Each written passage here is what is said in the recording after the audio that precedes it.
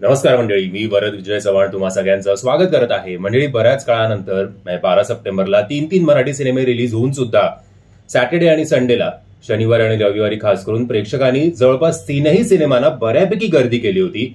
आता बिन लग्नाची गोष्ट आणि आरपारचे शोजच कमी असल्यामुळे त्याचं कलेक्शन एवढं तुम्हाला रिफ्लेक्ट होणार नाही. बट दशावतार या सिनेमाने बऱ्यापैकी म्हणजे खूपच चांगली कामगिरी केली आणि आजच्या या व्हिडिओमध्ये आपण तीनही सिनेमांचं फर्स्ट वीकेंडचं कलेक्शन बघणार आहोत. पण हे कलेक्शन ऐकण्याआधी एक जेंटल रिमाइंडर की हे आकडे अगदी तंतोतंत खरे असतील अशा कुठल्याही प्रकारचा दावा मी करत नाही. सगळ्यात आधी बघूया बिन लग्नाची गोष्ट या सिनेमाने फर्स्ट वीकेंडचं कलेक्शन काय झालेलं आहे ते. पहिल्या दिवशी खूप कमी ओपनिंग या सिनेमाला मिळाली. हा सिनेमा पहिल्या दिवशी डबल फिगर्स सुद्धा गाठू शकला नव्हता. 8 लाखच या सिनेमाने कमवले असं म्हटलं जात होतं. दुसऱ्या दिवशी मात्र जरा ग्रोथ बघायला मिळाली, जरा म्हणजे बऱ्यापैकी ग्रोथ बघायला मिळाली. कारण दुसऱ्या दिवशी शनिवारी या सिनेमाने कमवले 18 लाख रुपये, तर तिसऱ्या दिवशी रविवारी या सिनेमाने कमवलेले आहेत 27 लाख रुपये. सो पुन्हा एकदा एक चांगली ग्रोथ या सिनेमाच्या कलेक्शनमध्ये रविवारी कम्पेअर्ड टू शनिवारी दिसली.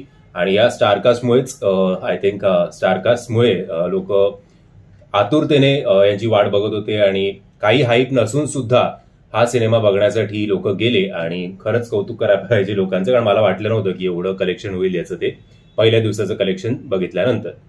सो असं करत फर्स्ट वीकेंडचं याचं ग्रॉस कलेक्शन झालेलं आहे 58 लाख रुपये आणि नेट कलेक्शन झालेलं आहे 53 लाख रुपये.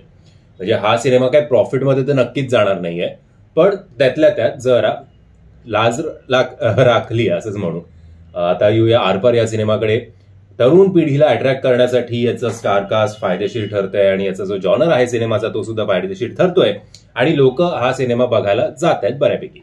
पहिल्या दिवशी म्हटलं जात होतं की या सिनेमाने कमवले जवळपास 12 लाख रुपये. दुसऱ्या दिवशी शनिवारी जर अशी ग्रोथ बघायला मिळाली आणि या सिनेमाने कमवले 19 लाख रुपये. तर तिसऱ्या दिवशी रविवारी या सिनेमाने कमवलेत 29 लाख रुपये.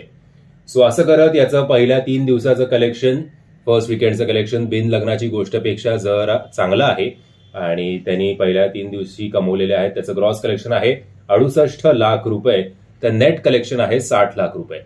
हा सुद्धा फ्लॉप या कॅटेगरीमध्येच जाईल सिनेमा, पण त्यातलं त्यात बरं आहे. आता येऊया जे सगळ्यात जास्त ज्या सिनेमाची या 3 दिवस हाईप होती त्या सिनेमावर. पहिल्या दिवशी असं म्हटलं जात होतं की या सिनेमाने कमवले होते 58 लाख रुपये. डिसेंट ओपनिंग होती, असं काही फार ग्रेट नव्हतं शाउट आउट करण्यासारखं. ज्या लेवलची हाईप आहे या सिनेमाची ती बघता. मात्र शनिवारी आणि रविवारी या सिनेमाने कमाल केलेली आहे. शनिवारी या सिनेमाने कमवलेले होते 1,39 लाख रुपये, तर रविवारी तिसऱ्या दिवशी या सिनेमाने कमवलेले आहेत 2,72 लाख रुपये. सो कौतुकास्पद आहे. आता मला जे वाटतंय की या सिनेमाचं बजेट कमीत कमी 10 कोटी तरी असेल, बट आदल्या दिवशी मला कोणीतरी कमेंट करून सांगितलं होतं की या सिनेमाचं बजेट आहे 4 कोटी. सो जे 4 कोटी समजा असेल, तर आता याचं जे पुढचं आहे जर्नी किंवा रेस बॉक्स ऑफिसची तो प्रॉफिटमध्ये जातोय.